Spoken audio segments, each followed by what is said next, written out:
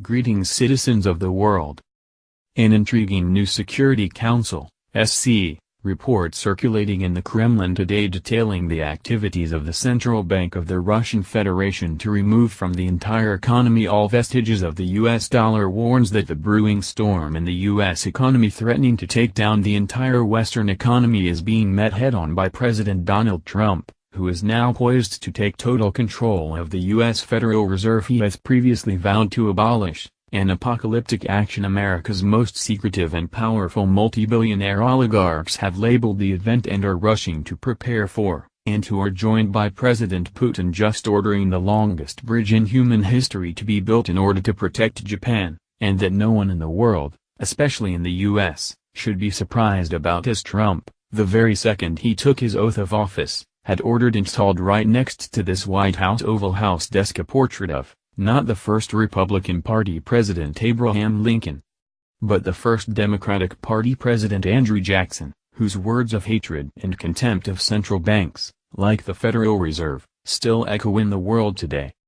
According to this report, Andrew Jackson was the first self-made president of the United States who was not a member of any of the traditional elites that governed his nation, and who so incensed by these elites creating a central bank to rob the American people blind. In 1824, he ran to be the leader of his country, actually won, but then had these elites steal the presidency from him. 4 years later, in 1828, Andrew Jackson created his own political party, called the Democratic Party, ran again, and this time won, but upon whose election was set upon by that hero's deep state who pummeled him daily in newspapers calling him a traitor, and that against whom, on July 10, 1832, President Jackson spoke to the entire U.S. Congress telling them that he was abolishing his nation's central bank and warning, should the stock of the bank principally pass into the hands of the subjects of a foreign country, and we should unfortunately become involved in a war with that country, what would be our condition? Of the course which would be pursued by a bank almost wholly owned by the subjects of a foreign power, and managed by those whose interests, if not affections, would run in the same direction, there can be no doubt. All its operations within would be in aid of the hostile fleets and armies without. Controlling our currency, receiving our public monies, and holding thousands of our citizens in dependence, it would be more formidable and dangerous than the naval and military power of the enemy. With President Jackson further directly confronting these elite central bankers and their deep state allies and telling them, "Gentlemen, I have had men watching you for a long time and I am convinced that you have used the funds of the bank to speculate in the breadstuffs of the country. When you won, you divided the profits amongst you, and when you lost, you charged it to the bank. You tell me that if I take the deposits from the bank and annul its charter, I shall ruin 10,000 families. That may be true, gentlemen, but that is your sin. Should I let you go on, you will ruin 50,000 families, and that would be my sin. You are a den of vipers and thieves." 81 years after President Jackson abolished the central bank in the United States, this report details, his words of warning had faded into obscurity, thus leading, on December 23, 1913, to a new central bank in America being created called the Federal Reserve, and whose actions during the global financial crisis of 2007 to 2008 saw them creating a scheme to bail out foreign banks and elite billionaires, with some estimates being over $16 trillion, while tens of millions of U.S. citizens and companies were crushed into total economic ruin, and that the highly respected Wall Street Journal described as, "The Fed is using what is termed a temporary U.S. dollar liquidity swap arrangement with the European Central Bank, ECB. There are similar arrangements with the central banks of Canada, England, Switzerland, and Japan. Simply put, the Fed trades or swaps dollars for euros. The Fed is compensated by payment of an interest rate, currently 50 basis points, or 0.5%, above the overnight index swap rate. The ECB, which guarantees to return the dollars at an exchange rate fixed at the time the original swap is made, then lends the dollars to European banks of its choosing. Why are the Fed and the ECB doing this? The Fed could, after all, lend directly to U.S. branches of foreign banks. It did a great deal of lending to foreign banks under various special credit facilities in the aftermath of Lehman's collapse in the fall of 2008. Or, the ECB could lend euros to banks and they could purchase dollars in foreign exchange markets. The world is, after all, awash in dollars. The two central banks are engaging in this roundabout procedure because each needs a fig leaf. The Fed was embarrassed by the revelations of its prior largesse with foreign banks. It does not want the debt of foreign banks on its books. A currency swap with the ECB is not technically a loan.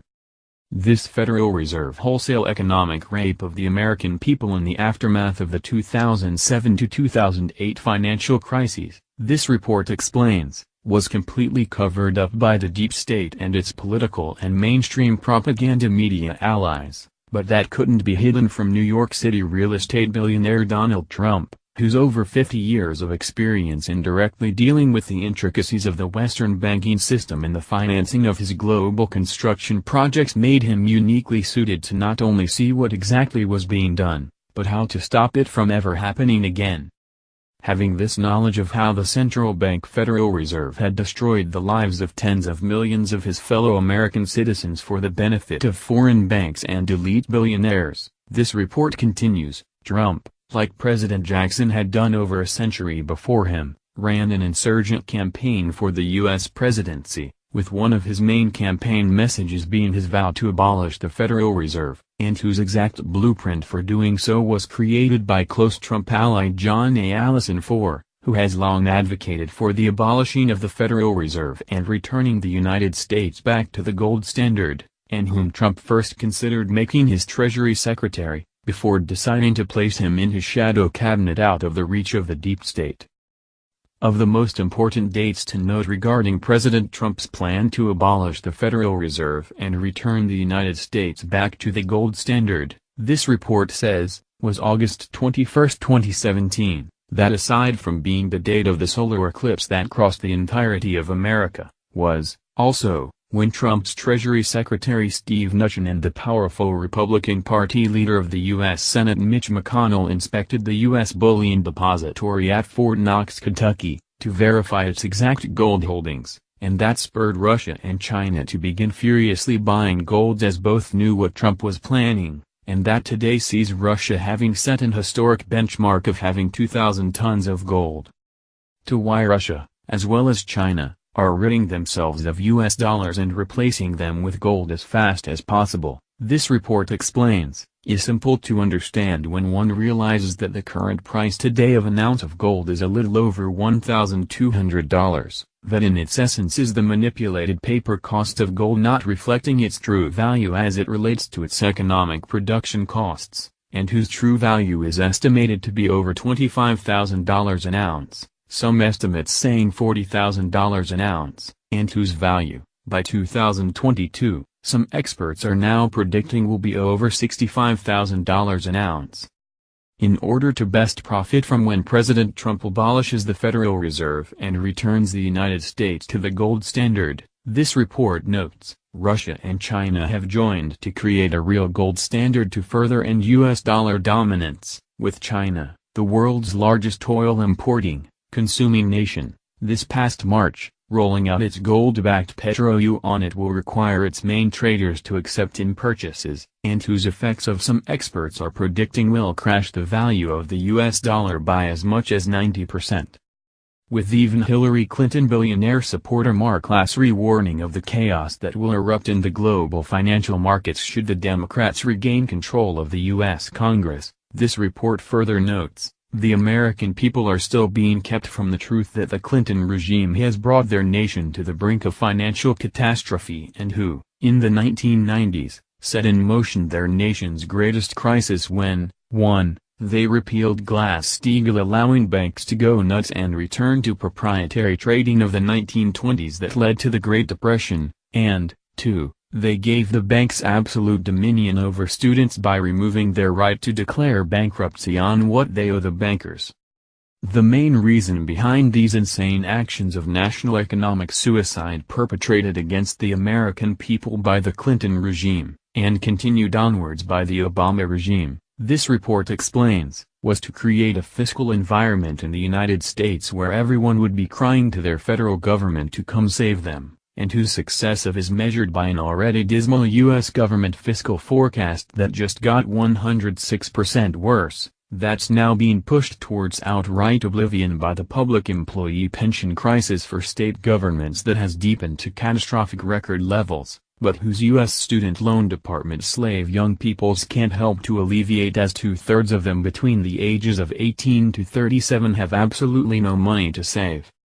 With new polls shockingly showing that nearly half of these Clinton regime-created American college students and graduate debt slaves now prefer communist socialism to capitalism, this report continues, President Trump is left with little time to abolish the Federal Reserve to free them from the deliberate economic tyranny they are living under, and that Trump is now poised to do by taking over the entire board of governors of the Federal Reserve whom he plans to destroy from within. To the actual date that President Trump will unleash his full wrath and destroy the Federal Reserve, though, this report notes, will be at the start of 2020 when the International Maritime Organization, IMO, begins its enforcement of a new regulation that will push oil to $200 and initiate a global economic crash of horrible proportions and involves the total elimination of heavy diesel fuels that as many as half of world refineries cannot produce a replacement for, and whose grave consequences have been described as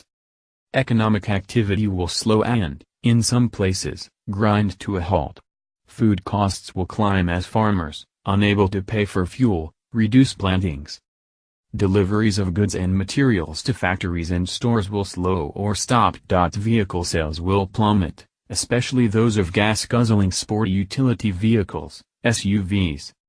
One or more major U.S. automakers will face bankruptcy, even closure. Housing foreclosures will surge in the United States, Europe, and other parts of the world. Millions will join the ranks of the unemployed as they did in 2008.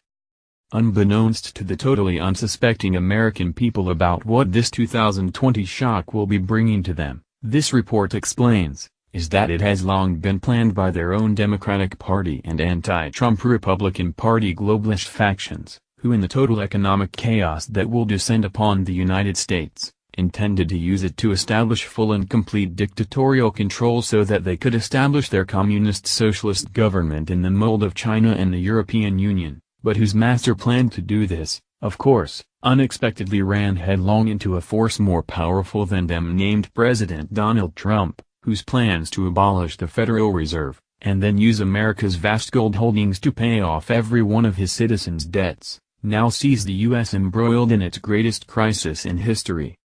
In order to protect the Russian Federation from this existential war for control over the United States playing itself out to death between President Trump and his deep state globalist enemies, this report continues, President Putin has ordered an additional 70 military units deployed on the Western Front against NATO, with his further ordering the immediate construction of human history's longest bridge, that will be 580 kilometers, 360 miles, long with railroad links and other infrastructure connecting the Russian mainland to Sakhalin Island, and whose ultimate goal will be to building a bridge connecting Japan's Hokkaido to the south of Sakhalin Island, that with these two bridges would make Japan a continental state, that will, and hopefully, save the Japanese peoples who are now warned are nearing extinction.